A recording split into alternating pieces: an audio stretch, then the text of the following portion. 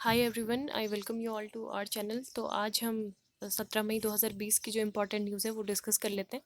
तो आज एडिटोरियल तो आते नहीं है, तो कुछ जो इम्पोर्टेंट न्यूज़ है वही देख लेते हैं। ठीक है, इंडियन एक्सप्रेस से ही मैंने ली है और AIR न्यूज़ से हैं। सबसे पहले आपको बताया कि अभी जो प्राइम मिनिस्टर ने बोला था कि 10% ऑफ GDP अनाउंस होगा, तो उसमें फर्स्ट डे अनाउंसमेंट किया था फाइनेंस मिनिस्टर ने MSME सेक्टर के लिए। ठीक है, micro small and medium enterprises, financial institutions के लिए, रियल एस्टेट के लिए पैकेज था, डिस्कॉम्स के लिए था जो ग्रामीण क्षेत्रों में है, tax payers and provident fund subscribers. दूसरा जो सेकेंड अनाउंसमेंट हुआ था उसमें जो फोकस किया गया था माइग्रेंट वर्कर्स के लिए, street vendors, small traders, self employed people और स्मॉल फार्मर्स के लिए। कल की जो पैकेज की बात हुई थी वो रिलीफ पैकेज दिया गया था एग्रीकल्चर एंड अलाइड एक्टिविटीज़ के लिए। ठीक है, तो ये सारी हमने डिस्कस कर चुके हैं। और अभी जो है स्ट्रक्चरल रिफॉर्म की बात की है, जो फोर्थ ट्रांस जो ये था, तो इसमें स्ट्रक्चरल रिफॉर्म की बात की है, जिसमें हम देख लेते हैं मेन क्या है। आर्थिक पैकेज की चौथी किस्त के घोषणा करते हुए कहा कि इसके आत्मनिर्भर भारत के निर्माण के लिए नीतिगत और संरचनात्मक सुधारों पर विशेष जोर दिया जाएगा। तो इसमें 8 क्षेत्र कौन कौन से हैं? कोयला, खनिज, रक्षा उत्पादन, नागर विमान, विद्युत प्रेषण कंपनी, अंतरिक्ष क्षेत्र और परमाणु ऊर्जा पर विशेष ध्यान केंद्रित करते हुए ढांचागत सुधार किए जाएंगे। ठीक है, तो ये 8 क्षेत्र आपको पता होने चाहिए कौन कौन से हैं। कोयला, खनिज, रक्षा उत्पादन, नागर विमानन, विद्युत प्रेषण। इसके अलावा जो भी सामाजिक अवसंरचना है, तो इसमें निजी क्षेत्र के निवेश को बढ़ावा भी दिया जाएगा। ठीक है, तो इसमें कुल 8,000 करोड़ रुपए की व्यवस्था की गई है।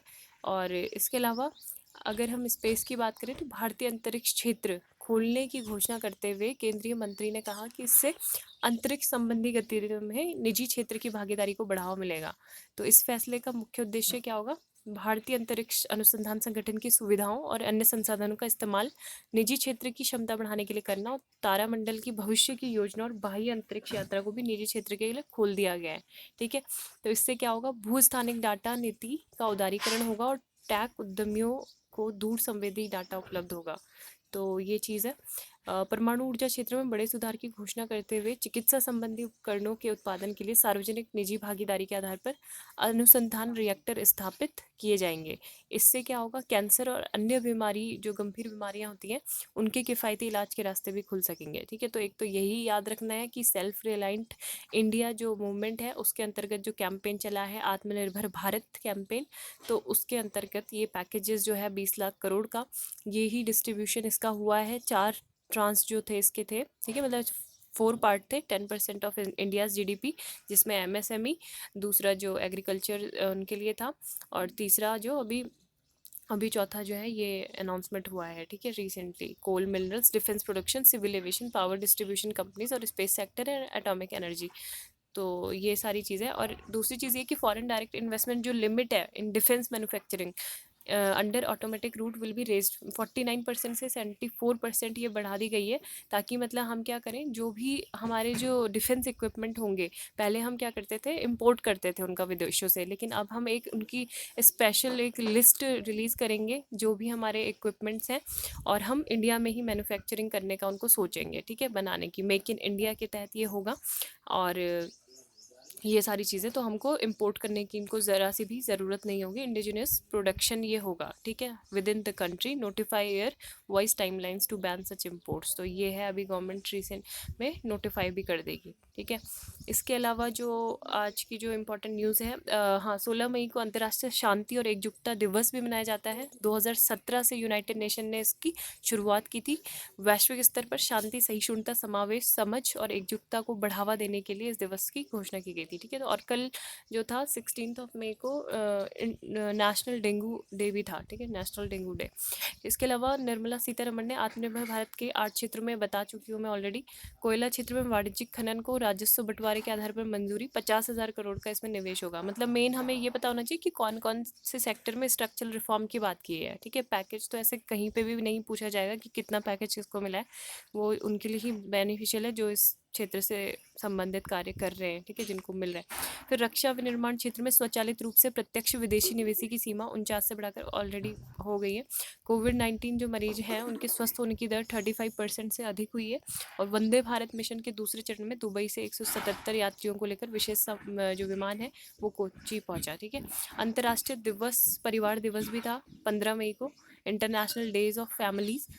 तो ये इसकी जो थीम थी 2020 की वो क्या थी, families in development Copenhagen Beijing +25। ठीक है, तो कोपेनहेगन घोषणा और बीजिंग प्लेटफॉर्म फॉर एक्शन इसकी 25वीं वर्षगांठ है। ठीक है, तो ये भी पता होना चाहिए। अब ये दोनों हैं क्या, तो 1995 में बीजिंग और कोपेनहेगन के सम्मेलन में हमारे सामाजिक विकास में परिवार एवं इसकी भूमिका के महत्व को प्रस्तावित किया और परिवार में सभी व्यक्तियों की भलाई के लिए एक पहल के रूप में अपने विश्वव्यापी मानदंड को निर्दिष्ट करने पर सहमति व्यक्त की। ठीक है, तो 1995 में ये आयोजित हुआ था सामाजिक विकास का विश्व शिखर सम्मेलन।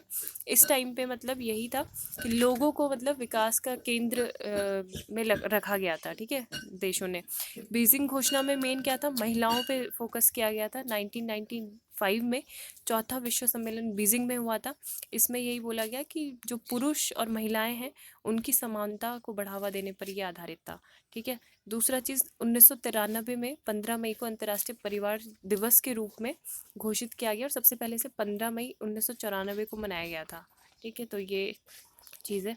इसके अलावा एक कल दैनिक जागरण में था ये सचेत के बारे में। तो सचेत जो है 15 मई 2020 को भारत के रक्षा मंत्री ने देश में ही बनाए गए तट रक्षक बल का एक गश्ती जहाज है ये सचेत। ठीक है, और 2 इंटरसेप्टर नौकाओं C-450 एंड C-451 को राष्ट्र को समर्पित किया। तो अब सचेत को देख लो कि सचेत का डिज़ाइन एवं निर्माण गोवा शिपयार्ड लिमिटेड द्वारा किया गया है और इसे अत्याधुनिक नौवाहन एवं संचार उपकरणों से सुसज्जित किया गया है। भारतीय तटरक्षक जहाज सचेत जो है 5 अपतटीय गश्ती जहाज़ों, ठीक है, ऑफशोर पेट्रोल वेसल्स की श्रृंखला में ये पहला पोत है। तो सचेत ये याद रखना है। कोई बोल देगा कि ये मिसाइल है, ये एक सैटेलाइट है या कुछ भी है, लेकिन ये क्या है, एक शिप है, वेसल है, पेट्रोल ऑफशोर पेट्रोल वेसल की श्रृंखला में पहला पोत है। 105 मीटर लंबा शिप है। सचेत का वजन लगभग 2350 टन है और 9100 किलो वाट के 2 डीजल इंजनों द्वारा संचालित होता है, जिसे 6000 नॉटिकल मील की सहन शक्ति के साथ 26 समुद्री मील नॉट की अधिकतम गति से चलने योग्य बनाया गया है। ठीक है, और ये मतलब क्या है, तेज़ी से जितने भी रेस्क्यू ऑपरेशंस हैं, तलाशी है, तो उसके लिए बहुत ज़्यादा ये सहायक है। उच्च गति वाली 4 नौकाओं आदि को ले जाने में भी सक्षम है। एक हेलीकॉप्टर भी इसमें रखा जा सकता है और प्रदूषण से निपटने के लिए इसमें सीमित प्रदूषण रोधी उपकरण ले जाने में भी सक्षम है। इसके अलावा जो इंटरसेप्टर जो C-450 और C-451 है, तो इसको हजीरा स्थित LNT, ठीक है, LNT के लार्सन एंड ट्रूबो शिपयार्ड में देश में ही डिज़ाइन और निर्मित किया गया है। तो ये भी क्या है, बहुत ही ज़्यादा इंपॉर्टेंट है। तेज़ गति से चलने में सक्षम है, 45 समुद्री मील नॉटिकल।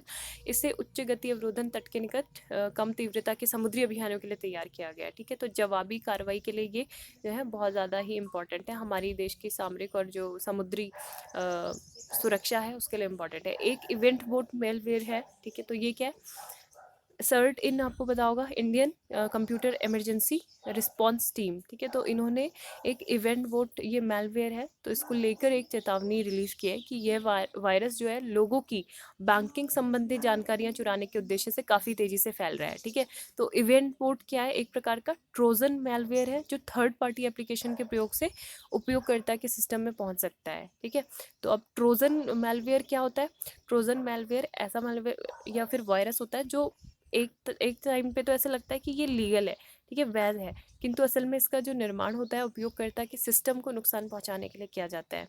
और ये क्या है, आपके पर्सनल मैसेजेस पढ़ सकता है, मतलब इसका मतलब है 2 फैक्टर ऑथेंटिकेशन। ठीक है, 2 फैक्टर ऑथेंटिकेशन, तो इस आसानी से इनको बाईपास कर सकता है।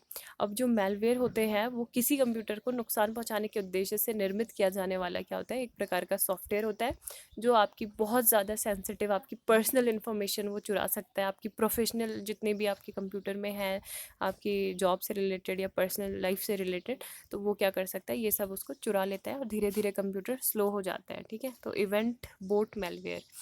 इसके अलावा एक जो इंडियन एक्सप्रेस में है, तो यहाँ पे आया है थास। ठीक है, तो थास कौन है, ये क्लासिकल तमिल लिटरेचर और फिलॉसफी लीजेंडरी फिगर है। ठीक है, और हिस्टोरियन है थास। तो इन्होंने मतलब अंबेडकर से पहले ही बुद्धिज़्म में कन्वर्जन किया था, है ना, जब मतलब फोन रनर थे ये। And he met colonel Olcott. Olcott आपको पता होगा, जो वो थे थियोसॉफिकल सोसाइटी की जिन्होंने स्थापना की थी, है ना।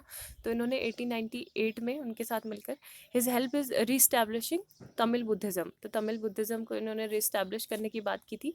और amidst the trying times of कोविड-19 the Dalit of Tamil Nadu are gearing up to celebrate, इनकी 175वीं बर्थ एनिवर्सरी है, ठीक है, पंडित लियोथी-थास ऑन May 20। तो कल मतलब दो दिन बाद इनकी होगी। और थास is a legendary figure in classical Tamil, तो बहुत ज़्यादा जो तमिल साहित्य है और दर्शन है उनमें इनको एक फिगर, बहुत लीजेंडरी फिगर माना जाता है।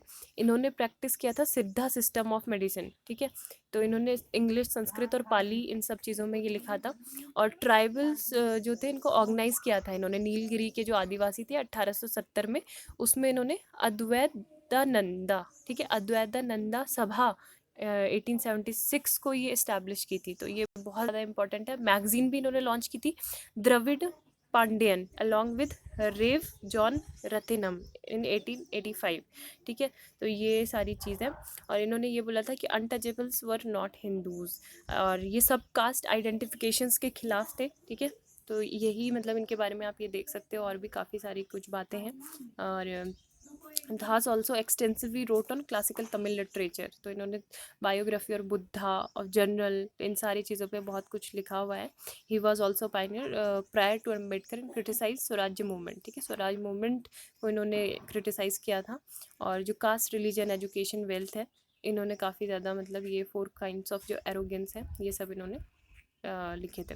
इसके अलावा शॉर्ट एंड सिंपल, जो आजकल कोविड-19 के चलते जो शादी भी हो रही हैं वो बिल्कुल कैसी हो रही है, सिंपल हो रही हैं, शॉर्ट हो रही हैं। भले ही मतलब हाँ, बहुत सारे लोगों का इससे आपको पता है कि जो रोजी रोटी चलती थी, है ना, जैसे जो बैंड वाले हैं, तो उनका तो पेशा पूरी तरह से चौपट ही हो गया एक तरह से। जब तक, क्योंकि कोई लार्ज गैदरिंग नहीं होगी, कहाँ पे वो इवेंट मैनेजर अपना जो इवेंट्स है वो ऑर्गेनाइज करेगा, है ना, शादी वाले। लेकिन अभी जो सेरेमनीज़ है वो बहुत कॉस्ट इफ़ेक्टिव है, मतलब सारे जो लोग हैं हर कैटेगरी के, चाहे वो गरीब हो अमीर हो, लेकिन सभी एक तरह से अपनी शादी करा रहे हैं कि 5 लोग हैं, और it's a very private affair, है ना। तो ये सारी चीज़ें हैं कि आराम से हो जाए शादी। The Kerala government Saturday hired 4 private weather forecast for a year and said it would use weather services and warning. तो देखो, जो IMD है ना, इंडियन मेट्रोलॉजिकल डिपार्टमेंट, तो ये वेदर फोरकास्टिंग जारी करता है कि हमें मौसम के बारे में पता चल जाता है कि आने 24 और 48 घंटों में कैसा मौसम रहेगा। लेकिन जो केरला गवर्नमेंट है ये इतना ज़्यादा मतलब इन पे रिलाई नहीं करती है, बार बार क्रिटिसाइज़ भी करते हैं कि इनकी फोरकास्टिंग ज़्यादा सही नहीं होती, एक्यूरेट नहीं होती। तो इन्होंने just for comparison ahead of issuing alerts, तो इन्होंने क्या किया, एक्सट्रीम अलर्ट्स को इम्प्रूव करने के लिए 4 जो वेदर फोरकास्टर्स हैं प्राइवेट, इनको ख़रीदा है, ठीक है। तो केरल कौन कौन से हैं वो देख लेते हैं। यहाँ पे मैंने लिखा था स्काईमेट, ठीक है, Skymet, IBM weather company and earth networks and windy, ठीक है। These firms have been granted permission to source appropriate weather prediction and monitoring tools on a pilot basis, तो initially for improving extreme alerts in Kerala, तो mainly अभी केरला के लिए है। स्काईमेट का नाम बार बार न्यूज़ में आता है। इसके अलावा लॉकडाउन का आज लास्ट डे है, तो देखते हैं कि क्या होता है। लॉकडाउन 4.0 होगा, उसकी कैसी क्या स्ट्रैटेजी होगी, है ना।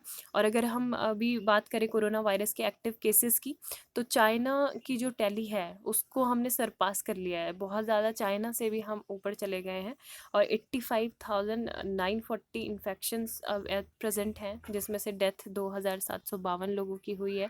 और पूरे वर्ल्ड वाइड अगर हम बात करें तो 4.6 million have been infected with the virus globally, ठीक है। 3 लाख इनमें से मृत्यु हो गई है। फर्टिलिटीज़ फ्रॉम द यूनाइटेड स्टेट्स सबसे ज़्यादा है, और फॉलोड बाय द UK, फिर इटली में, ठीक है। तो ये सारी चीज़ें हैं। तो देखते हैं अभी नेशन वाइड लॉकडाउन की क्या स्थिति होती है। अभी जैसे कुछ स्टेट जैसे असम, तेलंगाना, महाराष्ट्र, पंजाब है, तो इन्होंने रिकमेंडेशन दी है कि ये लॉकडाउन का एक्सटेंशन करेंगे पूरे मंथ के लिए, ठीक है। लेकिन ये जो बाकी के जो राज्य हैं जैसे दिल्ली, हरियाणा, कर्नाटक, तो इन्होंने बोला है कि ग्रेजुअल ईजिंग ऑफ रिस्ट्रिक्शन, धीरे धीरे करके हम हटाते हैं रिस्ट्रिक्शन और फिर ये लॉकडाउन से एग्जिट स्ट्रैटेजी को अपनाते हैं। लेकिन अब कुछ डिफरेंट रूल होंगे। और बाकी स्टिमुलस पैकेज की हमने बात करी दी। और हाँ, बहुत ही मतलब बुरी ही न्यूज़ है। माइग्रेंट्स वर्कर्स जो हैं औरैया उत्तर प्रदेश में, उनकी मतलब रोड एक्सीडेंट में मृत्यु हो गई। तो ये सारी खबरें भी हैं, ठीक है। तो आज के लिए बस इतना ही। उम्मीद है आपको लेक्चर पसंद आएगा। प्लीज़ लाइक करें, शेयर करें, सब्सक्राइब करें। Thank you, have a nice day.